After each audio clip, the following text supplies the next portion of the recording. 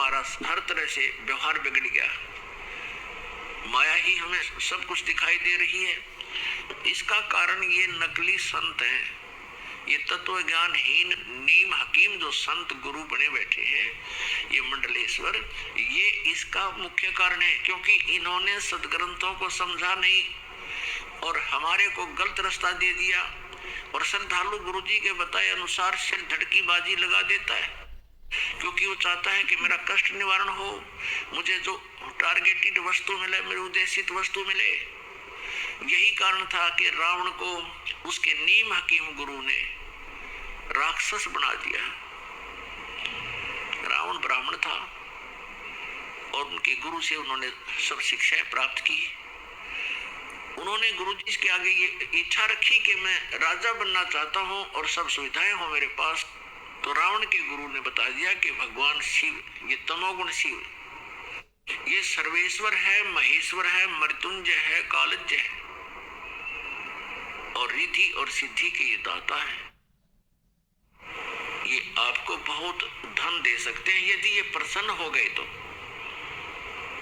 और बताया कि वेदों में इसी की महिमा है।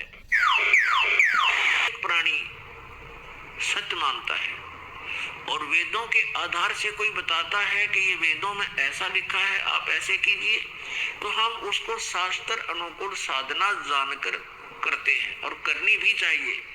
लेकिन वो नीम हकीम गुरु समझ नहीं सके कि वेदों में शिव और शंभु किसके लिए संबोधित है।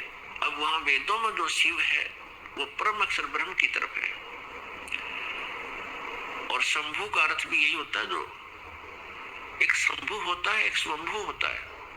स्वयंभू तो परमेश्वर जो कभी जन्म नहीं लेते वो स्वयंभू है, यानी स्वयं ही प्रकट है। और शंभु का अर्थ होता है जो सुखदायी भगवान हो।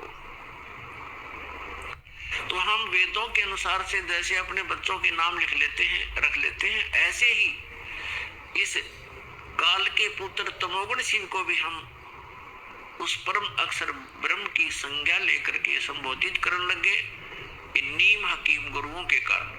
तो रावण को बता दिया गया कि इसकी पूजा करने से और घोर तप करने से ये प्रसन्न होगा। अब जैसा भी गुरु जी ने बताया था, रावण ने सिर धड़की बाजी लगा दी। अपने भगवान शंकर को खुश करने के लिए यहाँ से गर्दन भी चढ़ा दी, यहाँ से काट के अपनी तलवार ऐसे मार के और चढ़ा दिया। तो जैसा कर्म करेगा उतना फल ये अवश्य देते हैं। तो भगवान शिव ने उसको वो शरीर उसका एज इट इज फिर कर दिया। ऐसे 10 बार उसने शीश दिए और 10 ही बार उसको जीवित कर दिया भगवान शिव ने। इतनी शक्ति इन भगवानों में है कि जब तक जीव के सांस हैं और इन परिस्थितियों में यदि कोई उसको ऐसा कुछ होता है तो ये उसको स्वस्थ कर सकते हैं। स्वस्थ का मतलब ये नहीं कि उसके जैसे क्रमदंड के कारण कोई रोग है तो रोग नाश नहीं ये कर सकते, वो भोगना ही पड़ेगा। सिर्फ ये है कि उसके निमित्त उन्होंने ये किया तो वो एज इट इज जैसे उसको जोड़ दिया। जैसे श्री कृष्ण जी और अर्जुन गए थे मोर ध्वज राजा के घर, उनके पुत्र को आरे से चिरवा दिया, मृत्यु होगी, फिर उसको जीवित कर दिया क्योंकि उसके संस्कार थे, अवशेष थे उसके जीवन। लेकिन वही श्री कृष्ण अपने सगे भांजे अभिमन्यु को जीवित नहीं कर सके, जो महाभारत के युद्ध में चक्रव्यूह में मारा गया था। सुभद्रा रो रही थी, श्री कृष्ण रो रहे थे, यानी सुभद्रा श्री कृष्ण की बहन थी, वो जीवित नहीं कर सके क्योंकि अभिमन्यु की आयु इतनी ही थी, उसका प्रारब्ध भी इतना था, इसलिए वो कुछ भी परिवर्तन श्री कृष्ण अर्थात विष्णु नहीं कर सके।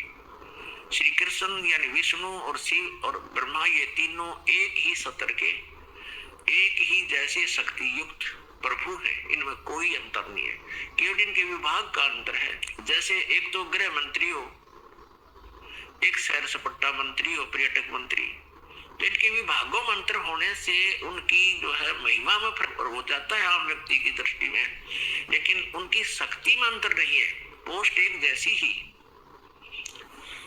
भगवान श्री शिव जी को परम अक्षर ब्रह्म मानकर, मृत्युंजय मानकर रावण ने भक्ति की और सिद्धि मांग ली, रिद्धि मांग ली। सिद्धि आकाश में उड़ जाना, रिद्धि धन मांग लिया, दे दिया धन खूब। इतना धन दे दिया कि सोने की लंका बना ली। रावण के राज्य में, लंका की मंडियों में हीरे मोती ऐसे बिका करते थे जैसे करनाल की मंडी में धान बिके, ऐसे उसके व्यापार हुआ करते थे। इतना धनी राजा हो गया, लेकिन सत साधना ना मिलने से, तत्वदर्शी संत ना मिलने से वो धरा धरा रह गया सारा उसका। वह सोने की लंका भी वही रहेगी। बांदर ठाए अंडे और सोने की डलिया बगाओ समुद्र में ठाठा गए और सह परिवार नष्ट हो गया और नरक में डाल दिया गया। तो पुण्यात्मा, जब तक हमें तत्वदर्शी संत नहीं मिलेंगे, हम इस मनुष्य जीवन को सफल नहीं कर सकते। तो जब हम इधर उधर जाते हैं तो वो संत हमें पहले तो कुछ क्रियाएं बताते हैं, फिर लास्ट में फाइनल कर देते हैं कि तुम्हारे कर्म का दंड तुम्हें भोगना ही पड़ेगा। अब हम परमात्मा की भक्ति किस उद्देश्य से करते हैं? जिनको कोई आपत्ति नहीं है, आपदा नहीं है, जिनके ऊपर किसी प्रकार का भी कोई संकट नहीं आया है, उनको कोई विघ्न नहीं है, तो वो भी साधना कर रहे हैं तो परमात्मा की चाह में। उनको ये भी नहीं मालूम कि हम भक्ति कर किस लिए रहे हैं, भगवान को किस लिए चाह रहे हैं, लेकिन वो पिछले संस्कार उनमें इतने प्रबल हैं कि वो कोई ना कोई भक्ति की आड़ लिए बिना रह नहीं सकते। जिनके ऊपर संकट है, वो संकट निवारण के लिए ही परमात्मा की भक्ति करें। और भक्ति क्यों कर रहे हैं? क्योंकि संकट हमारे ऊपर ना आवे। और जो जिनके ऊपर वर्तमान में कोई आपत्ति नहीं है, तो वो भी भगवान से यही दुआ मांगते हैं कि हमारे जीवन में और कोई भी आपदा ना आवे, हम सुखी रहें।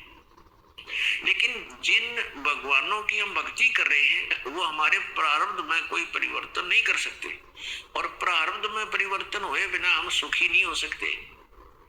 जैसा कर्म किया है वैसा ही भोगना पड़ा, तो फिर सुखी कैसे होंगे? किसी के प्रारब्ध में यानी किस्मत में लिखा है भाई जान जानी है, मृत्यु हो गया इस उम्र में, तो हो ही गई। फिर बताओ फिर क्या फायदा उस भक्ति का? या कोई और आपत्ति आनी है तो वो भी आएगी। तो भक्ति किस लिए कर रहे हैं? भक्ति इसलिए कर रहे हैं, हम ये उद्देश्य लेकर चलते हैं कि हम सुखी रहे, हमारे ऊपर कोई कष्ट ना आवे। और फिर हम भक्ति करते हैं, कष्ट भी जो के तो आते हैं, और हमारे पास विकल्प ना होने से हम ये सोच लेते हैं उनको भी ऐसा घटना घटी थी, उनके यहाँ भी ऐसी घटना घटी थी, फिर हम सेट हो जाते हैं। इन दुखों को हम दुख को ही सुख में आप बदलने की चेष्टा करते हैं। जैसे किसी व्यक्ति का 3 पुत्र थे और उसके एक की मृत्यु होगी। अब बड़ा कष्ट में था, सारा परिवार रो रहा था। उनको सांत्वना देने के लिए सभी आसपास के रिश्तेदार, कुल के लोग आते हैं। तो उनमें से एक ऐसा व्यक्ति भी वहां पहुंच गया कि जिसके एक ही पुत्र था और उसी की मृत्यु हो गई थी। तो सभी ने ये कहा कि देखो, इस बेचारे का एक ही पुत्र था, इस मृत्यु होगी, अब ये भी तो जी रहा है। तो जिसके 3 पुत्रों में से एक ही मृत्यु हुई थी, उसने राहत की सांस ली और खुश हो गया, हल्का बोझ हो गया। किस कारण से?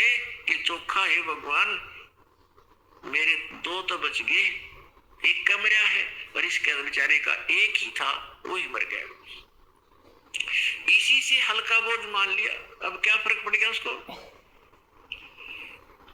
अब तुलनात्मक तरीके से कि इससे तो मैं सुखी हूं, ऐसे हम इस झूठे सुख को सुख मान रहे। तो पुण्यात्मा, यह कोई विकल्प भी नहीं है। एक विकल्प है, समर्थ का शरणागत हो, रंग होरी हो, कदे न हो एकाज राम रंग होरी हो। होरी माने खुशी, जैसे होली खेलते हैं, होली खुशी मनाते हैं। कहते यहाँ अगर तुमने खुशी मनानी है तो समर्थ का शरणागत हो और राम रंग होली हो। फिर हमारे राम के रंग की होली होगी। ये बकवादों वाले रंगों से हम होली नहीं खेल सकते। हम राम के रंग में रंग जाएंगे। और फिर देखना, और कदे न हो एकाज राम रंग होरी हो। हमारा कभी अकाज नहीं होगा, हमारा कोई भी ऐसा कोई आपत्ति नहीं आवेगी, किसी प्रकार का भी हमारा जो है बिगाड़ नहीं होगा।